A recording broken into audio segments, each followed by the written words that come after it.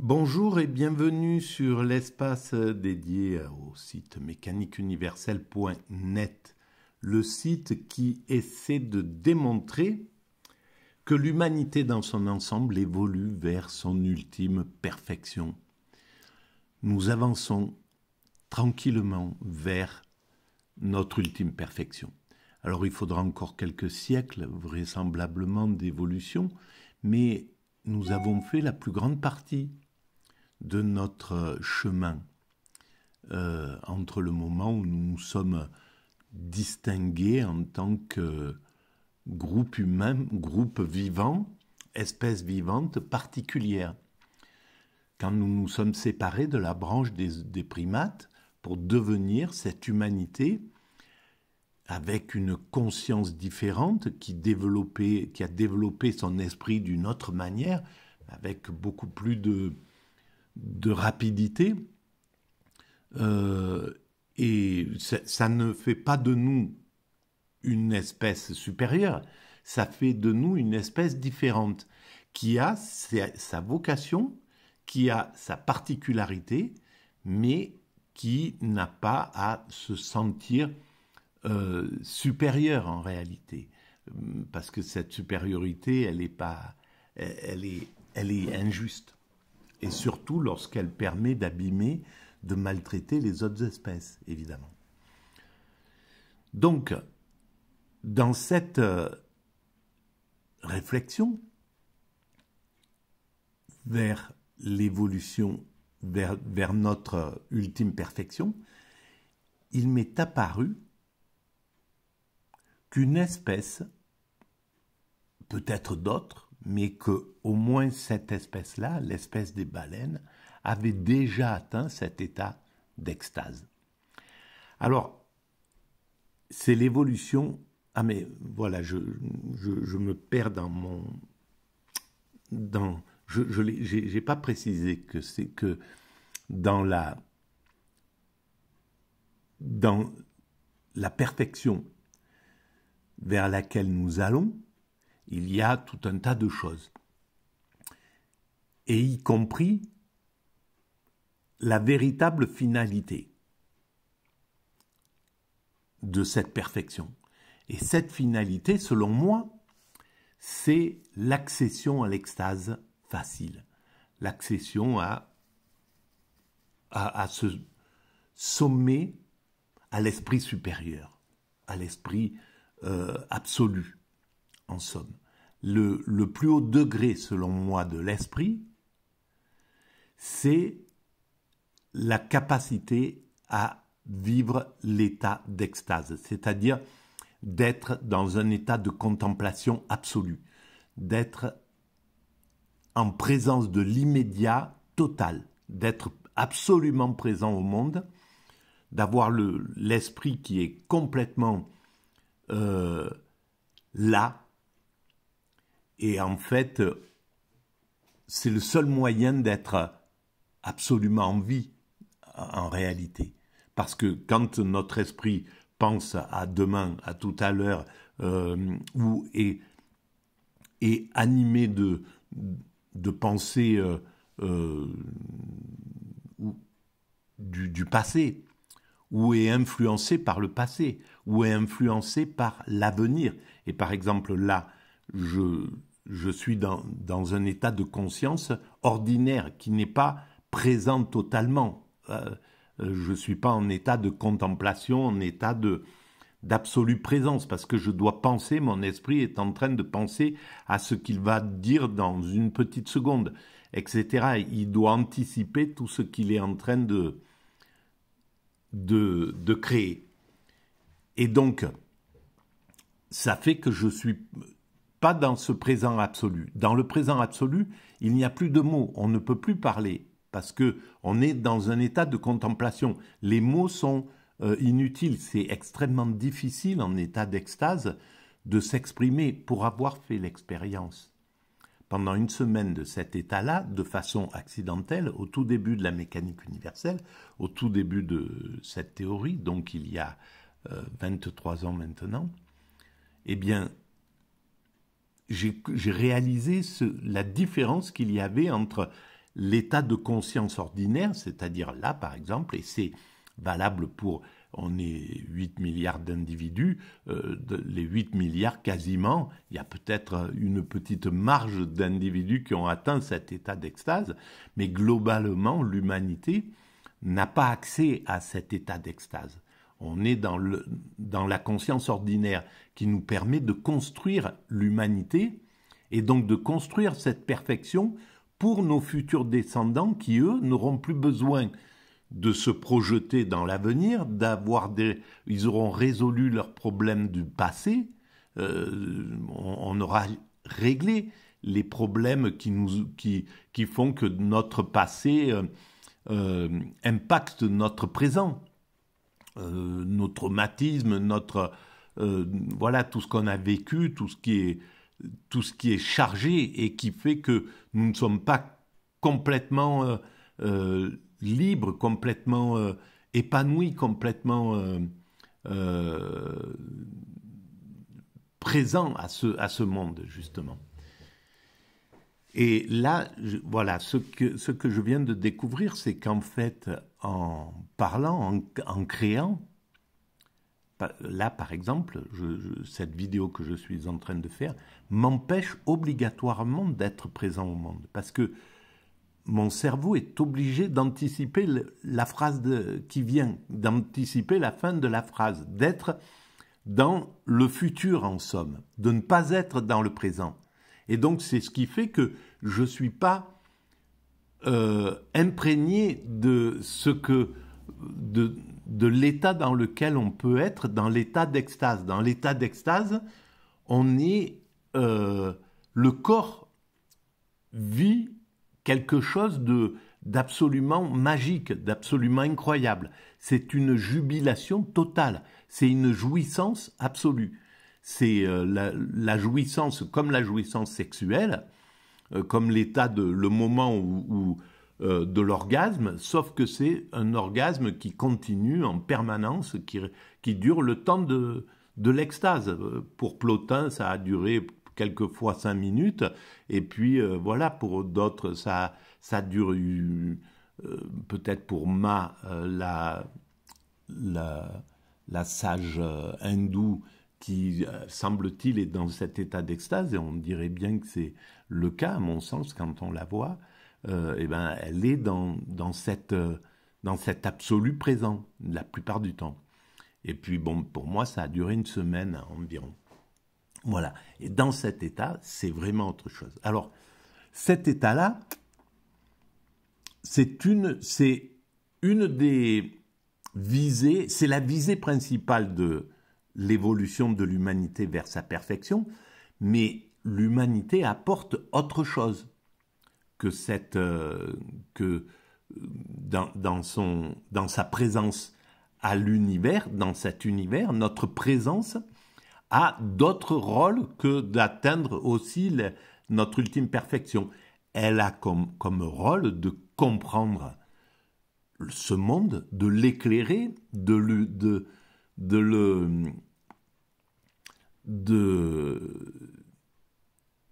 le rendre, d'en montrer la logique, d'éclairer exactement cet univers, comment il a été fait, pourquoi, qu'est-ce que c'est qui était avant cet univers, qu'est-ce qui a mis en œuvre cet univers, qu'est-ce qui a mis en œuvre ce Big Bang et qui s'est projeté en même temps dans cet univers.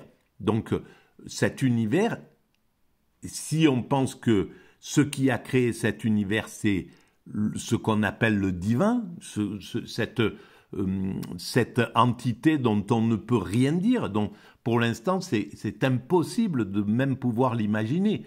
Les physiciens parlent du vide, d'une sorte de vide quantique avant l'univers qui a réussi en se concentrant en un point à faire passer cette potentialité d'univers à une réalité d'univers. À partir de ce vide, il a réussi, ce principe créateur a réussi à à faire cet univers, donc à fabriquer la matière à partir du vide. Et c'est pour ça que la matière, quand on l'analyse, au final, elle est vide, quoi. Donc l'univers est fait sur du vide. Mais cette stratégie, cette puissance créatrice, eh bien, les religions l'appellent le Dieu, d'autres le vide, etc. Et les physiciens peuvent parler du vide quantique. Quoi qu'il arrive, on n'arrive pas à déterminer ce que c'est. On peut pas. Il est intraduisible. On ne peut pas se faire d'image. Et c'est pour ça que l'islam et d'autres grandes religions, le judaïsme, etc., ont interdit d'une certaine façon de faire une image de Dieu. C'est pas stupide, mais en même temps, c'était bien que le christianisme fasse des icônes, des images, etc. C'était une manière d'éclairer, même si ça a perturbé un peu le système. Tout est parfait dans le monde. Le christianisme a apporté ce qu'il devait apporter, le judaïsme a apporté ce qu'il devait apporter, l'islam a apporté ce qu'il devait apporter, apporte ce qu'il doit apporter, l'hindouisme, le bouddhisme, le zen, les civilisations traditionnelles qui sont à l'origine de tout ça, justement, etc., etc. Tout est parfait et tout est fondamental, tout est important. Et chaque être humain est important pour l'humanité, quoi qu'il fasse. Et ça, l'humanité, dans 50 ans, dans 100 ans, sera obligée de prendre compte, de tenir compte de cela, et de faire de chaque être humain un trésor, donc qui sera comme les trésors, comme on protège les trésors avec l'UNESCO, ben chaque être humain sera protégé par l'humanité, pour l'humanité comme un trésor. Et d'ailleurs, c'est un trésor, la constitution d'un être humain, c'est un miracle, c'est quelque chose d'incroyable. Comment c'est fait? C'est bien plus le moindre être humain est bien plus important en tant qu'œuvre d'art que la plus belle, que les 7 merveilles du monde.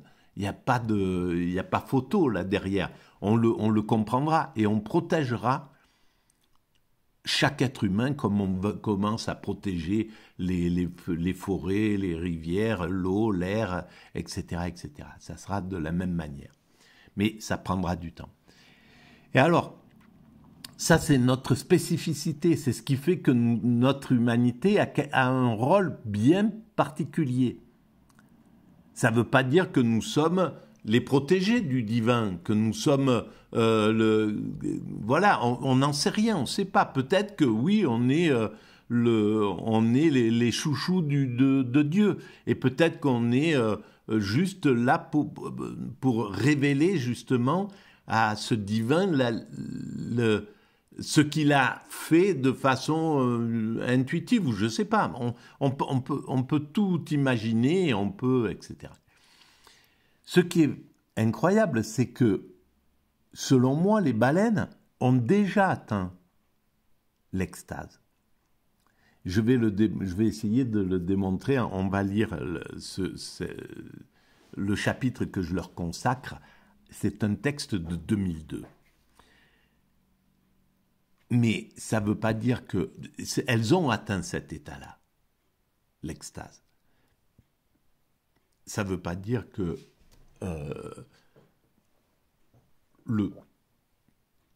cet état de perfection, ça y est, c'est fait. Nous, on n'a pas d'autre, il n'y a pas d'intérêt alors, puisque on a déjà touché la ligne d'arrivée. Non, on a notre propre rôle, et ce rôle-là sera à comprendre, à éclairer. Bon, aujourd'hui, on ne peut pas encore l'éclairer. Dans quelques siècles, on comprendra pourquoi l'homme est, pourquoi nous sommes présents au monde, pourquoi il y a quelque chose plutôt que rien, pourquoi l'humanité est présente, pourquoi on est là. Voilà. Alors, je vais lire, et puis, voilà, c'est tout. Donc, c'est sur la mécanique universelle, La sagesse des baleines. L'orgueil humain engendre de la cruauté. Ça m'a permis aussi de critiquer notre égocentrisme, hein, notre narcissisme, qui fait qu'on méprise les autres espèces, on a méprisé.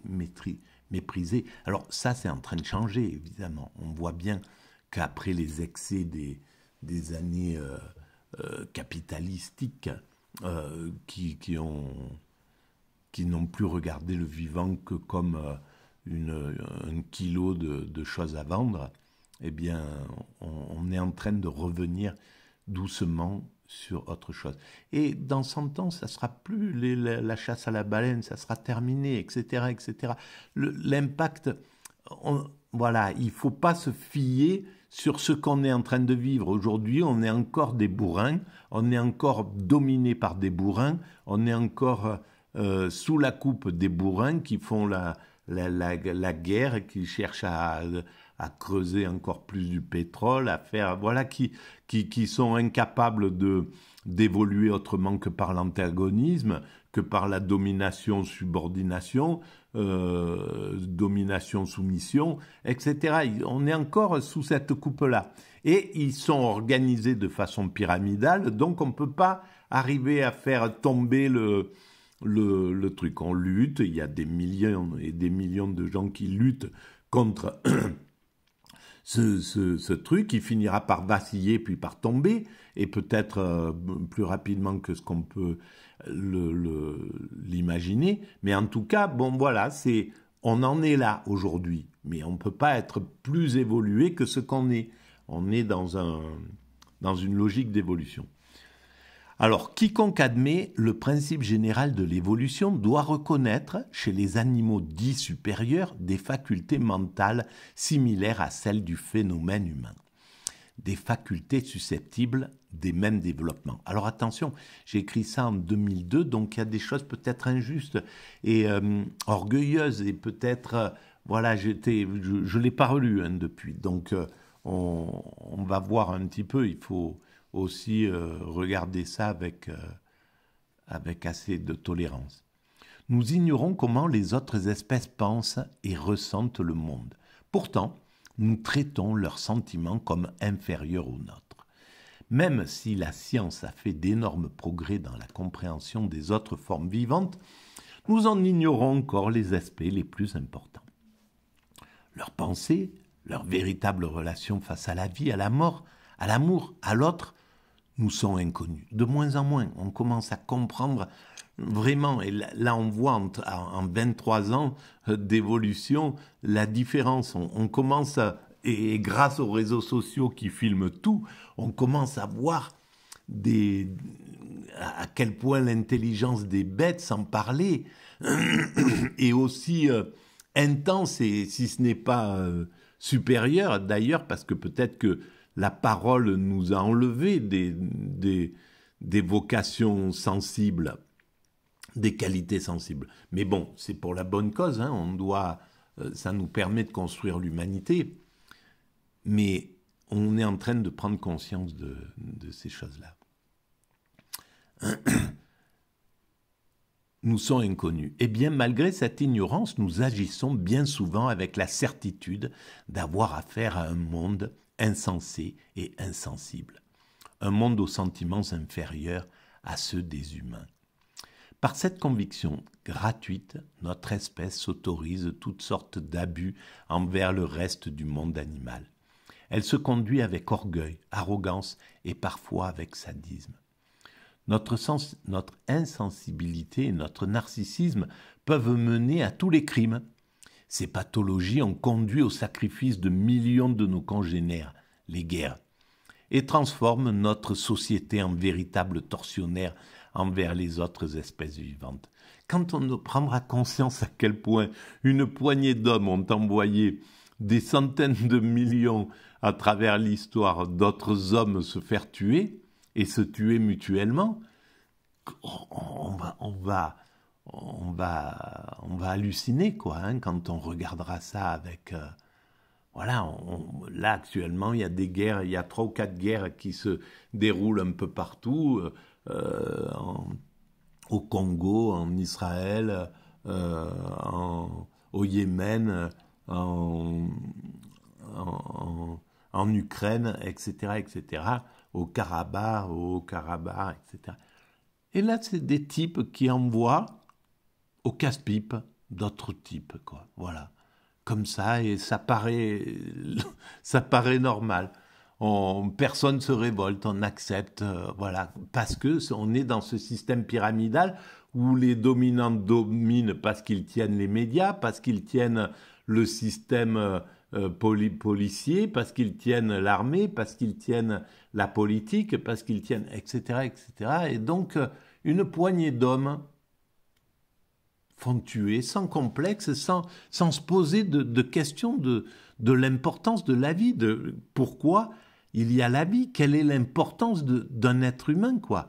Comment on peut détruire un être humain comme ça? Comment on peut accepter qu'on puisse faire détruire un être, une merveille, la merveille qu'est une forme vivante. Tout ce qu'il a fallu pour que cette forme vivante se construise, apparaisse, d'abord la rencontre une rencontre d'amour, un désir qui est là pour la plupart du temps, qui va faire que un spermatozoïde va dans sa compétition, voilà, va rencontrer une ovule, ça va fonctionner. Qu'est-ce qui se passe entre ces deux formes-là? Quel est le plaisir qui sont en train de vivre d'ailleurs déjà là? Et puis ça va donner un œuf, et puis cet œuf va être protégé à l'intérieur d'un ventre, et puis doucement, etc., etc. Et puis ça fait un bébé dans un ventre qui est là, qui commence à prendre des formes, qui développe. Il y a un travail considérable de toutes les cellules qui se multiplient, qui vont faire une oreille, un pied, un orteil, un truc. Mais c'est inouï de beauté. Et cette forme de vie va, après bien des souffrances, souvent, va arriver au monde, va être choyé, et puis progressivement, d'abord il vient pas avec tout un acquis.